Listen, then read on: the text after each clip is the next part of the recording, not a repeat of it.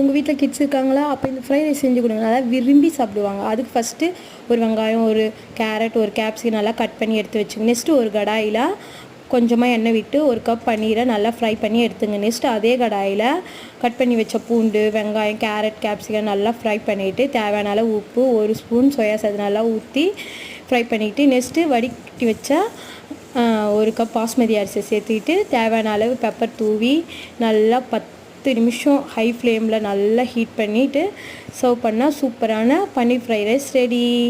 பாய். உங்கள் வீட்டில் கிட்ஸ் இருக்காங்களா? அப்போ இந்தமாதிரி ஒரு ஃப்ரைட் ரைஸ் செஞ்சு கொடுங்க, நல்லா விரும்பி சாப்பிடுவாங்க. அதுக்கு ஃபஸ்ட்டு ஒரு வெங்காயம், ஒரு கேரட், ஒரு கேப்சிகம் நல்லா கட் பண்ணி எடுத்து வச்சுங்க. நெக்ஸ்ட்டு ஒரு கடாயில் கொஞ்சமாக எண்ணெய் விட்டு ஒரு கப் பன்னீரை நல்லா ஃப்ரை பண்ணி எடுத்துங்க. நெக்ஸ்ட்டு அதே கடாயில் கட் பண்ணி வச்ச பூண்டு, வெங்காயம், கேரட், கேப்சிகம் சேர்த்துக்கிட்டு நல்லா ஃப்ரை பண்ணிவிட்டு தேவையான அளவு உப்பு, ஒரு ஸ்பூன் சோயா சாஸ் சேர்த்துக்கிட்டு நல்லா ஃப்ரை பண்ணிக்கிட்டு நெக்ஸ்ட்டு வடிகட்டி வச்ச பாஸ்மதி ரைஸ் சேர்த்துக்கிட்டு ஒரு ஸ்பூன் பெப்பர் தூள் தூவி நல்லா ஹை ஃப்ளேமில் 10 மினிட்ஸ் நல்லா கிளறி விட்டு இறக்குனா சூப்பரான ஹோட்டல் ஸ்டைல் பன்னீர் ஃப்ரைட் ரைஸ் ரெடி.